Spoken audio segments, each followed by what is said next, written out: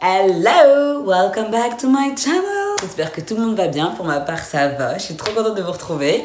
Aujourd'hui, on va aborder une thématique qui a été proposée par Marie dans les commentaires, donc je te remercie Marie. Dans la vidéo d'aujourd'hui, on est toujours sur la même lignée, à croire que la vidéo noire elle a fait remonter plein de choses chez tout le monde et je trouve ça trop bien. Aujourd'hui, on va aborder une thématique qui concerne les carnavals.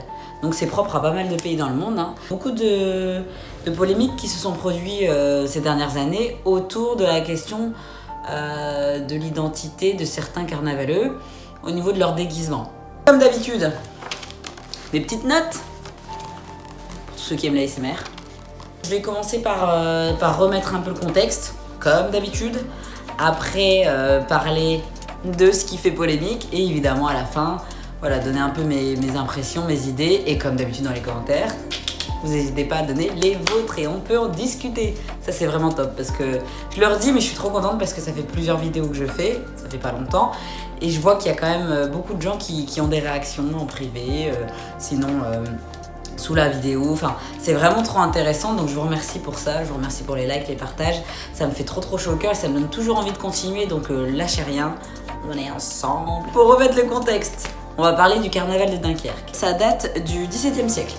En fait, la base des bases, c'est que les armateurs offraient en fait, aux marins pêcheurs qui partaient en mer pendant 6 mois pêcher du hareng, ils leur offraient un repas, une fête. Au niveau de la période, ça se passe entre le lundi gras et le mercredi décembre. 3 jours, on donne tout, clairement. C'est 3 jours de solde, 3 jours de fête, 3 jours de boisson. Donc on n'imagine pas dans quel état les gars ils devaient se mettre. Plutôt mal, tu m'étonnes que derrière il y avait des naufrages. Ils se sont dit, quitte à canner, autant être bourré. C'est un peu le mode de fonctionnement. Depuis, il y a plein de traditions qui sont restées, je ne vais pas toutes les citer. Il y a notamment le jeté de hareng, d'où la base du hareng. Il y a tout ce qui est les balles, les fanfares, enfin voilà, une base aussi de carnaval, mais les lignes, enfin il y a énormément de choses. Et dans ces traditions, il y a aussi les géants, ça c'est très propre au carnaval du Nord. Plein de petites traditions. Et dans celle-ci, il y a le kletch.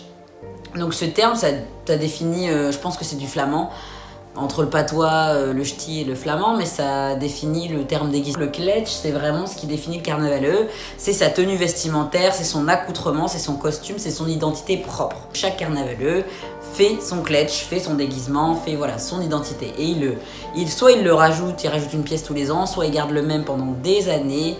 Voilà, c'est quelque chose de très symbolique pour le carnavaleux. Il y a eu beaucoup de polémiques sur le fait que certaines confréries, donc certaines associations justement de carnavaleux, ont comme kletch de se déguiser en se grimant en noir. Donc ils se peignent le visage en noir, en se faisant avec un rouge à lèvres ou un maquillage des très grosses bouches finalement. Et dans certaines pratiques, donc par exemple en Belgique, il y a la nuit des noirs, si je ne me trompe pas. Il y a le sauvage, dans le cadre du carnaval, mais aussi dans la mémoire collective, le père Fouettard, je pense que tout le monde le connaît. Ce qui pose problème, c'est que tous les attraits qui sont représentés dans ces kletchs où les personnes se griment en noir, c'est apparenté au blackface. Qu'est-ce que le blackface? Je vais vous répondre. La fille, elle se prend pour Jamie. Ça vient du 16e siècle. 16e siècle. À la base, c'est l'Europe parce que c'est l'Europe qui a après exporté les Noirs aux États-Unis, aux Caraïbes. Les Blancs ont trouvé une manière très intelligente de s'amuser, c'est de se moquer des personnes noires parce qu'à l'époque, elles étaient considérées comme inférieures. D'où les termes nègres, etc. On est toujours sur cette même époque, ségrégation, tout ça. La tradition du blackface, c'était d'exhiber des Noirs pour s'amuser. Évidemment, c'était des Blancs qui se maquillaient et qui se grimaient, les grosses narines. Les cheveux, ils se les faisaient ébouriffer. On était sur du rouge à lèvres, enfin en tout cas de la peinture rouge, ou voilà, très exagéré, des grands rires, grande gorge déployée, grandes dents sorties.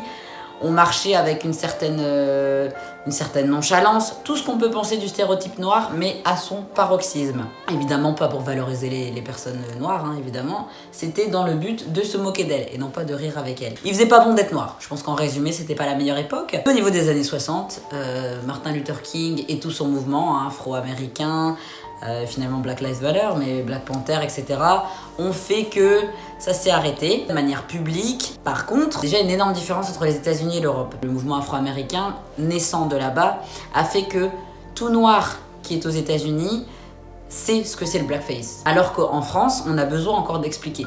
Dans les années 2000, mais nombreux humoristes ont fait des blackface. Il y a eu Michel Leb, c'était carrément une... si je ne me trompe pas, c'était carrément une affiche de son spectacle. Coluche l'a fait, enfin, avec plein d'autres, je les ai pas tous en tête. Et ce qui compte, c'est le fait qu'à un moment donné, en se peignant en noir, elle estime ressembler à une personne afrodescendante ou noire. Et derrière, on va être sur essayer d'imiter un accent, essayer de marcher de façon nonchalante, essayer de parler d'une certaine façon. Et c'est ça qui pose problème. On apparente soit les personnes noires à des animaux, parce que dans par exemple La Nuit des Noirs au niveau de Dunkerque ou Les Sauvages en Belgique, la personne elle est enchaînée, elle est peinte en noir, elle a un os dans le nez, elle a un pagne, voilà, on est vraiment dans le stéréotype, on va jusqu'au bout. Il manque les noix de coco, hein. D'ailleurs je ne sais pas, peut-être qu'il y en a, j'ai pas tout vu. Le noir est un animal. Youtubeuse Shira Kerensky, elle l'a fait également, elle a fait un blackface. Alors elle a expliqué qu'elle faisait ça pour essayer de se mettre à la peau des personnes noires et de comprendre ce qu'elles vivaient. Bon, on peut le faire sans forcément nous peindre en noir. On a eu Antoine Griezmann, le joueur de football, qui l'a fait parce qu'il voulait ressembler à un Harlem Globetrotters. Donc c'était une équipe de NBA, je ne sais plus de quelle année. Donc c'était que des noirs avec un afro, etc. Donc il s'était peint complètement en noir, il avait mis son afro. Ce qui pose question, c'est le fait que le noir, et être noir en général, n'est pas un déguisement. Être noir, c'est une couleur de peau. À aucun moment, on s'amuse et le soir, on enlève notre combinaison. Le fait là, de manière générale, ça marche aussi pour le yellow face. Donc c'est-à-dire pour les personnes asiatiques, parce que mettre un chapeau pointu, faire 2 traits noirs et se peindre en jaune, c'est également du yellow face, donc c'est un acte raciste. C'est pas pour juger les personnes qui le font, c'est pour essayer d'éveiller les consciences. On apparente une couleur de peau, une culture, des traditions à quelque chose d'humoristique. À un moment donné, on peut pas rigoler de plein de choses, mais peut-être pas de communauté. Pour, comme je dis, les personnes asiatiques, hein, où c'est clairement entré dans la conscience collective. Alors il y a plein de personnes qui en parlent, hein. Je mettrai aussi pareil les liens des articles ou des vidéos YouTube, etc. pour qu'un peu vous puissiez avoir d'autres points de vue, d'autres personnes qui en parlent. On n'a pas demandé d'arrêter des traditions. On n'a pas demandé d'arrêter de perdurer des choses qui sont là depuis longtemps, qui ont des sens auprès de certaines personnes. Donc je parle des traditions par exemple du carnaval, parce que dans tout le monde il y a du carnaval, etc. etc. Mais je pense qu'on peut le faire aussi en respectant tout le monde. Aller au-delà des traditions. Je veux pas dire aux personnes d'arrêter leurs traditions, parce que c'est pas ce que je demande, parce que dans toutes les cultures il y a des traditions et c'est important. Mais les traditions, c'est fait aussi pour évoluer avec la période, avec le temps. C'est un peu comme l'éducation. Il y a des choses qu'on faisait à l'école il y a 50 ans, on ne les fait plus. Actuellement, on met un enfant sur le coin d'une chaise, on lui tape sur les doigts, ou tout ce qu'on pouvait faire il y a 50 ans, je pense qu'il y a des parents qui seraient offusqués. Il y a assez de déguisements et assez de possibilités de se peindre le visage sans forcément offusquer une communauté. Vous connaissez la marque Le Slip français.